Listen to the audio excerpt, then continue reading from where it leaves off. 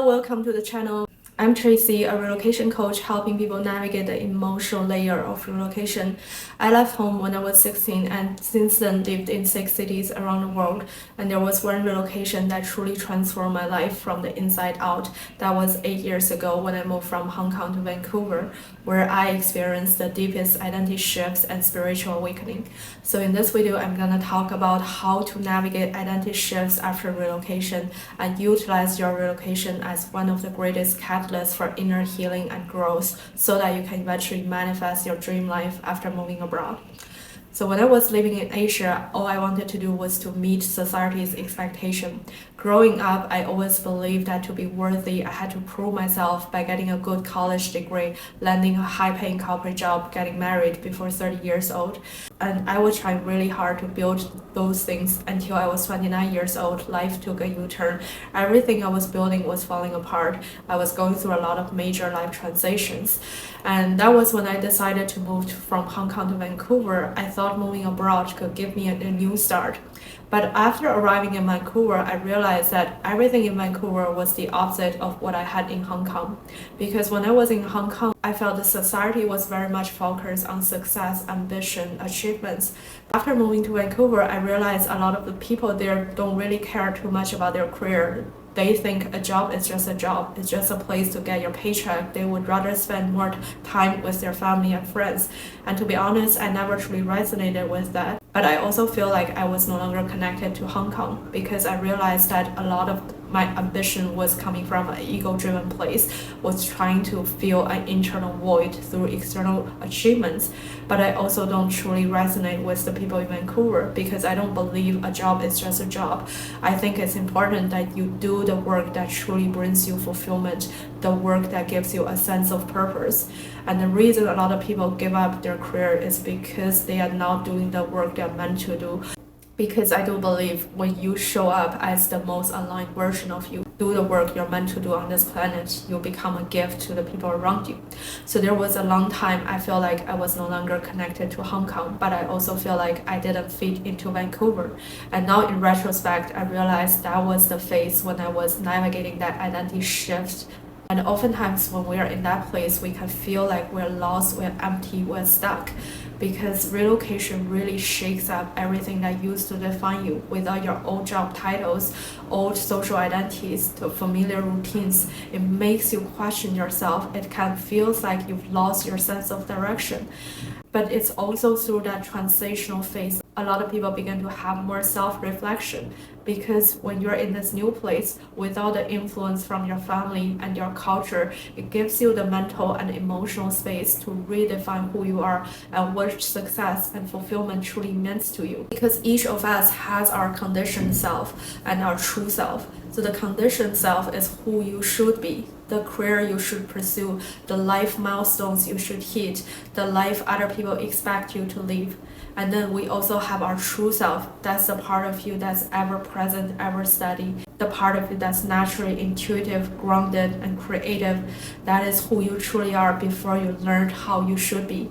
So relocation is really a great opportunity for us to release those old conditionings so that we can find our truth. And so for some people, it took them a few months to navigate that identity shift. And for others, it took them a few years. And I also know people who are struggling with that identity shift for decades.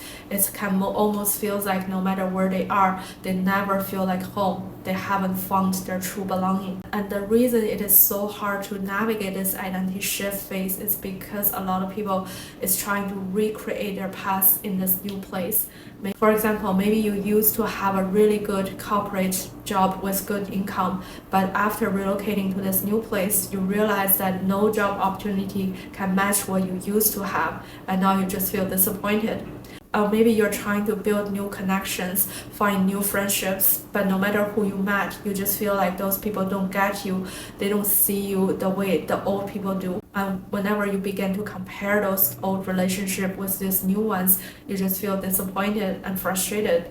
And the reason we struggle with this is because there is a part of you that's trying so hard to hold on to your past, holding on to the safety and familiarity from your old life. And this is also my experience. I remember when I just moved to Vancouver, I was transitioning from my 9 to 5 corporate job to remote work, and that was 2017. 3 years before COVID, remote work was not a thing, so there was a lot of uncertainty. Not many people understood remote work. I also didn't know how long I could keep that job. So at the same time, I was also searching for other job opportunities in Vancouver. But after a few job interviews, I realized that the job market in Vancouver was a million times worse than Hong Kong. And that was the time when I felt like maybe that was the wrong decision. That was a waste of time. I should have gone back to Hong Kong. And so at first, I wanted to go back to Hong Kong. And then the Hong Kong protest happened. And then I wanted to go to UK. Brexit happened. The visa policy just changed. And then after that, I wanted to go to the US. COVID happens. So no matter where I wanted to go, I just got stuck. And now looking back, I realized that being stuck is part of this journey.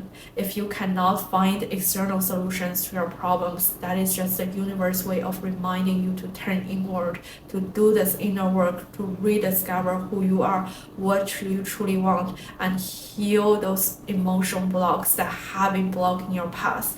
And so when COVID happened, I had no choice but to stay in Vancouver and commit to that remote work. And because of that focus, that remote work eventually paid off. After 4 years, I was able to create the freedom to do what I love and live anywhere in the world. And so after Vancouver, I moved to Toronto, where I started my coaching practice. When I fully stepped into my life purpose, I feel the whole world open up to me. And somehow I ended up in New York, which is something I never imagined or planned.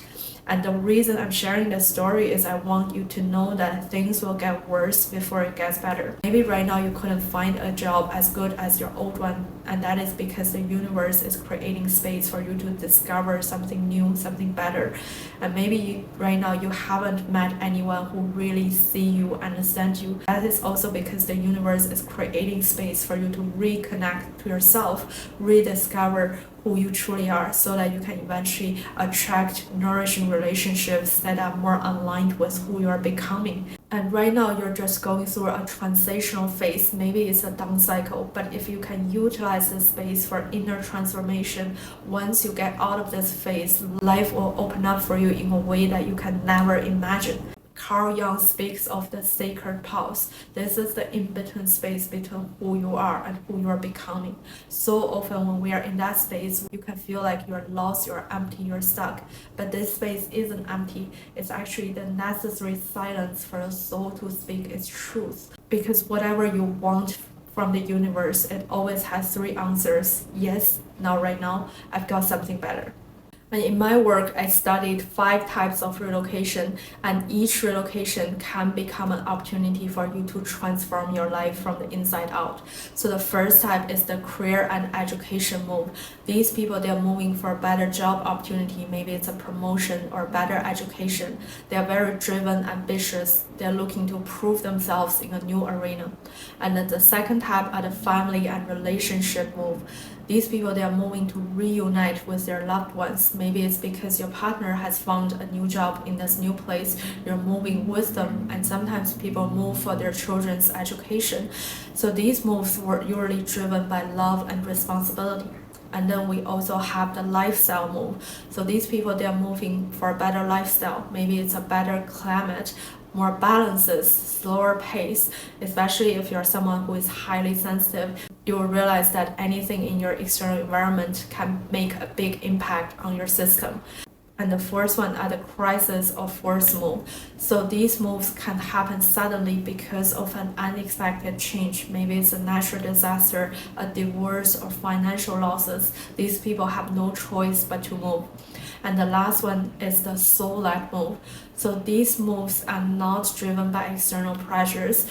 The reason you're moving is because you're answering an inner calling. Have you ever had an experience that when you arrive in a new place, it just feels like home, it just feels right energetically? There is no logical reason.